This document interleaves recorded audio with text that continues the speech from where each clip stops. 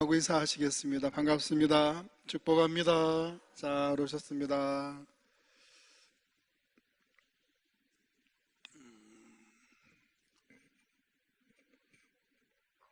오늘 말씀은 이 복음의 핵심이 죄인이 어떻게 의롭게 될 수 있는가 하는 그 질문에 대한 대답입니다. 사도 바울은 갈라디아서에서 가장 중요하게 다루고 있는 주제이기도 합니다. 죄인인 우리가 어떻게 의롭게 되어졌는가? 이 문제는 인간이 느끼는 모든 필요를 뛰어넘는 가장 본질적이고 근원적인 물음입니다. 우리는 어떻게 의롭게 될 수 있었습니까? 이 질문에 대한 답을 얻으려면 먼저 우리가 가지고 있는 잘못된 생각부터 바로 잡아야 됩니다. 사람들은 대부분 자신의 의로운 행위를 통해서 의롭게 될 수 있다라고 생각합니다. 이런 생각들이 지금까지 이어져 내려오는 모든 종교와 도덕의 기본 바탕입니다. 자신들의 선한 노력으로 그 선행을 통해서 구원을 받을 수 있다라고 하는 것이 다른 종교들의 구원관입니다. 자력 구원이라는 것이죠. 자기 스스로가 노력하면 구원을 받을 수 있다라는 그런 것들이 모든 종교가 갖고 있는 생각들입니다. 유대인들에게도 하나님이 주신 율법, 특히 십계명을 지킴으로써 하나님께 의로운 자로 인정받을 수 있다라는 그 신념을 그들은 믿음이라고 착각하고 있었다라는 것입니다. 예를 한 가지 들겠습니다. 칼은 그 칼 자체가 어떤 의지를 갖고 있거나 또 사용되어질 수 있는 것은 아닙니다. 칼은 그 칼을 가지고 있는 사람의 선택을 받고 그 사람에 의해서 사용이 되어지는 겁니다. 그래서 같은 칼이라도 살인자의 손에 들려 있으면 살상용의 칼이 되어지고 요리사의 손에 들려지면 맛있는 음식을 만드는 데 사용이 되어지는 겁니다. 에베소서 6장 17절에도 하나님의 말씀을 성령의 검, 성령의 칼이라고 말씀을 합니다. 이 하나님의 말씀을 가지고도 자기 입맛대로 왜곡시키고 변질시키면 이 하나님의 말씀을 가지고 적그리스도, 사이비, 이단을 만들 수가 있다는 것입니다. 성경 말씀을 하나님의 뜻, 하나님의 생각, 하나님께서 원하시는 것대로 바로 해석을 해야 우리는 성령의 검으로서 성령의 인도하심을 받는 생명 살리는 구원의 말씀이 되어줄 수가 있는 겁니다. 성경에서 안식일에 대한 의도만 봐도 안식일 자체가 그 목적과 그 내용을 갖고 있는 것이 아니라는 것입니다. 성경은 안식일을 누가 주셨는가, 그리고 안식일은 누구를 위하여 주었는가 하는 것을 먼저 생각하라고 말씀을 하고 있는 겁니다. 그런 차원에서 기독교 신앙이 요구하는 것은 어떤 신앙적인 규칙과 규범과 방법을 요구하는 것이 아니라는 것입니다.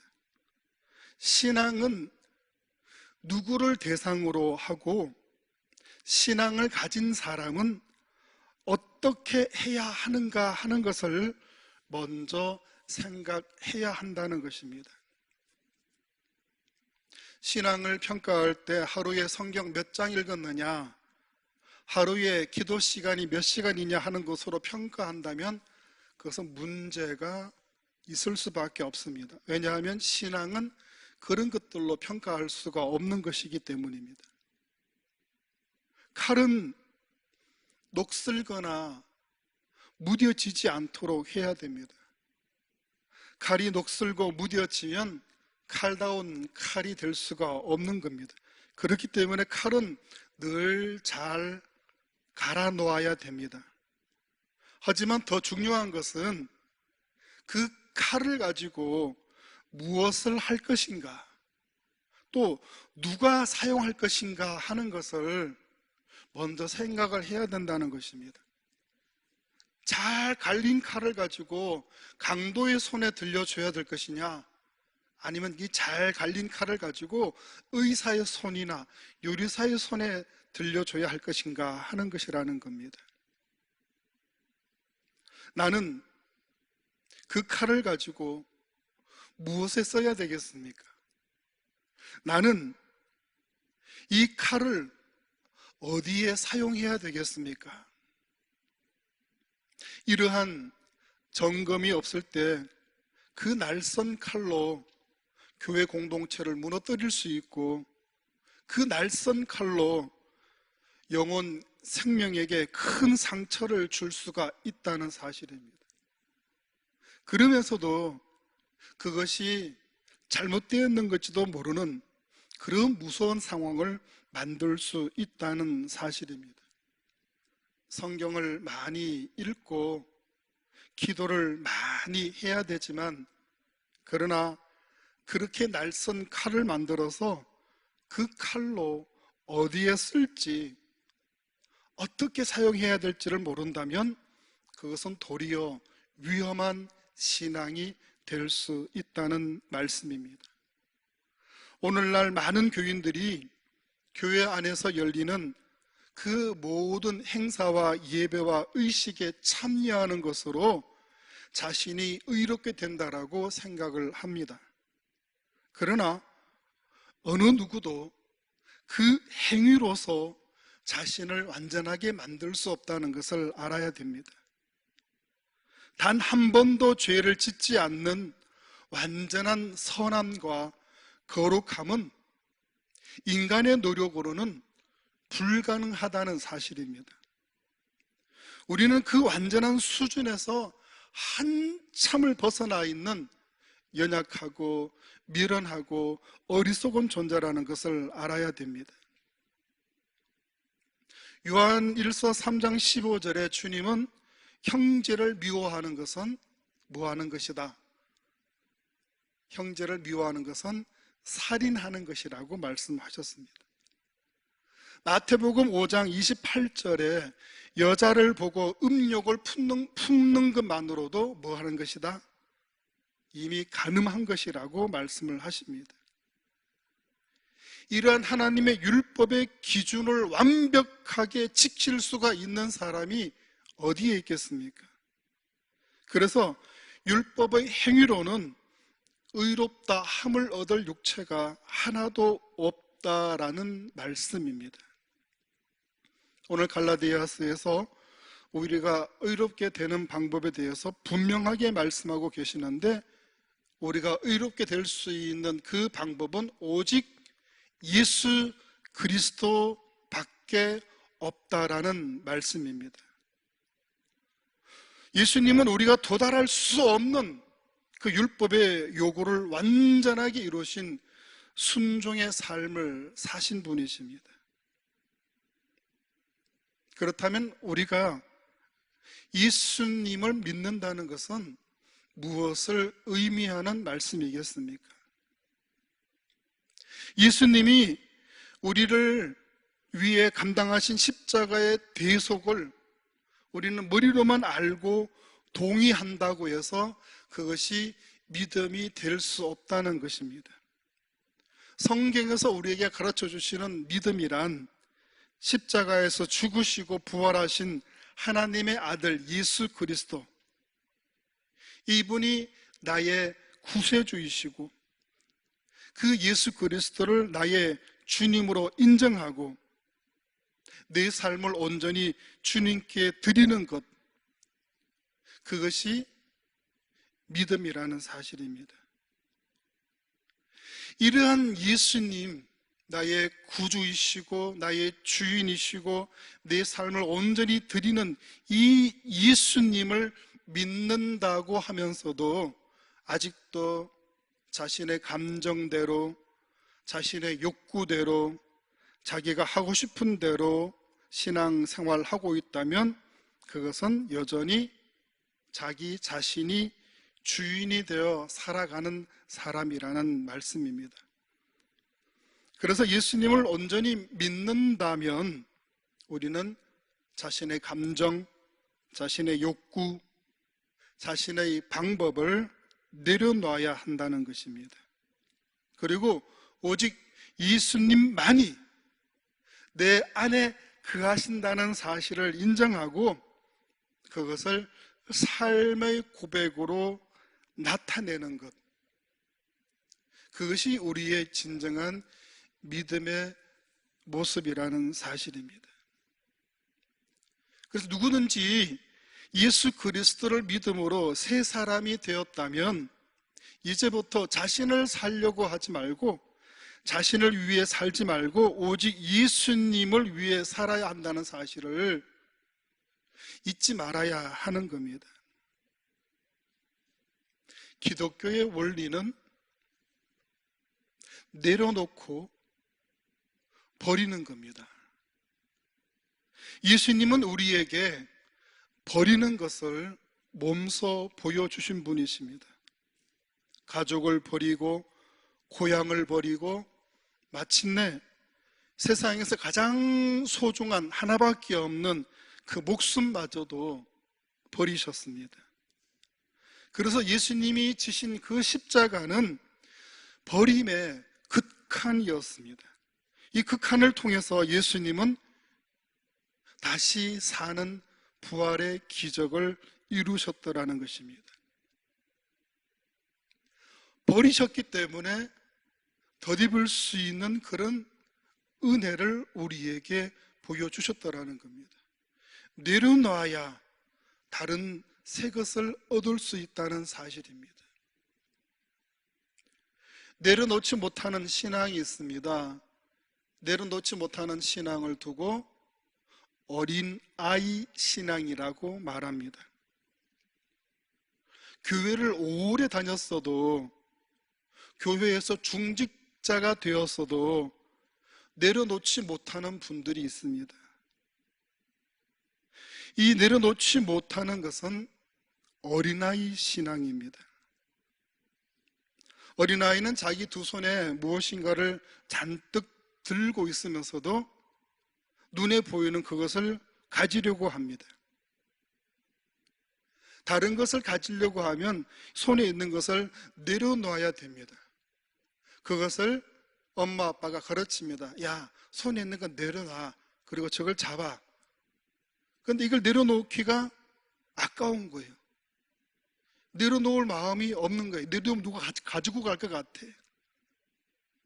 그러니까 저걸 가지려야 되는데 이걸 놓칠 수가 없으니까 이 답답함에 아이가 떼를 쓰고 울고 소리를 지르는 겁니다. 내려놓고 버려야 새로운 것을 얻을 수 있는 겁니다. 죽어야 다시 살아나게 되는 겁니다. 십자가에서 돌아가셨기 때문에 예수님은 우리에게 부활의 은혜를 주신 겁니다. 우리도 죽어야 예수 그리스도가 우리로 다시 살아날 수 있는 그런 은총을 허락해 주시는 겁니다. 그래서 기독교의 신앙에서 버리는 것은 바로 우리 신앙의 근본이라는 것을, 우리 기독교의 원리라는 것을 우리가 깨달아야 한다는 겁니다. 버릴 때 우린 기적이 일어나고, 내가 나를 버릴 때 구원이 나에게 주어지게 되는 겁니다. 우리가 죄를 버려야 우리에게 영생이 주어지게 되는 겁니다. 그런데 오늘날 기독교는 너무 많이 소유하려고 하는 그런 우를 범하고 있습니다. 세상에서는 많이 가지는 것을 복이라고 말합니다. 그러나 기독교는 애통하고 가난한 것을 복이 있나니라고 말씀합니다. 세상이 보기에는 참 박복하고 복도 없는 것처럼 보여도 그러나 그것이 복이라고 역설을 우리 주님은 우리에게 가르쳐 주셨습니다. 그런데 오늘날 우리는 어떻습니까? 우리는 더 많은 걸 추구합니다. 더 많은 걸 가지려고 합니다. 교회도 대형 교회가 되려고 합니다. 많은 성도들이 모이는 교회를 추구합니다. 세상이나 교회나 양적으로만 커지는 것들을 자랑하고 비교하기를 좋아합니다. 그러나 우리는 버려야 됩니다. 내려놓아야 됩니다. 그것이 진정한 신앙으로 예수 그리스도의 장성한 분량이 충만한 데까지 자라날 수 있는 우리들의 모습이 되어질 줄로 믿습니다. 물론 그렇다고 우리가 예수님처럼 척박한 광야에 맨발로 서 있을 수만은 없을 겁니다. 하지만 이 광야 같은 세상에서 오직 우리 주님만 바라고 의지하고 신뢰하는 자를 우리 주님은 친히 보호하여 주시고 지켜주신다는 것을 믿어야 합니다. 우리 주님이 우리를 대속하여 주셨기 때문에 우리가 대골 같은 집에서 기름진 음식을 먹어도 예수님을 알고 믿으면 구원을 받고 축복을 받을 수 있지만, 이 광야 같은 세상에서 세상 물질도 가지지 못하고 아무것도 가지지 못해도 그 예수님을 모른다면, 이 세상에서 세속적인 가치에만 몰두해 있다면 그 삶은 하늘나라와는 아무 상관이 없는, 우리 하나님과는 아무 관계도 없는 그런 삶으로 끝나고 만다는 것을 우리가 알아야 됩니다. 모든 사람은 다 죄인입니다. 이런 죄 문제를 해결하기 위해서 사람들은 자신의 의로운 행위로 하나님께 나아가고 구원을 받고자 합니다. 그런 것들이 종교적인 모습이고 또 그것이 도덕적인 모습으로 아름다울 수는 있습니다. 그러나 그러한 모습이 구원을 이룰 수는 없다는 사실입니다. 그것이 하나님께서 원하시는 그 선하고 의로운 모습일 수가 없다는 것을 우리가 알아야 됩니다. 오직 우리는 하나님의 아들이신 예수 그리스도만이 완전한 의를 이루셨고 죄 없는 분으로 우리를 위해 죽으셨기 때문에 그러한 예수님을 우리가 구주로, 나의 주님으로 인정하고 나의 삶으로 주님을 받아들일 때 우리는 그 믿음을 통해서만 하나님 앞에 의롭게 되어줄 수 있다는 사실을 기억하실 수 있기를 바랍니다. 이제 나의 구원의 주님, 내 인생의 주인 되신 그 주님, 그 주님의 말씀에만 순종하고 그 주님의 길을 우리가 따라갈 수 있는 그런 신앙이 되어줄 수 있기를 바랍니다. 나의 율법적인 행위, 그것이 나를 의롭게 하지 못한다는 것을 명심하실 수 있기를 바랍니다. 나를 위해 죽으신 그 예수님, 그 예수님을 믿는 믿음으로 나의 모든 것들을 다 내려놓고 버리고 오직 주님 안에서 주의 말씀만 따르고 순종하고 그렇게 주님께서 이끌어 주시는 믿음의 삶을 살아나가는 우리 모든 성도들이 되어줄 수 있기를 주의 이름으로 축원드립니다.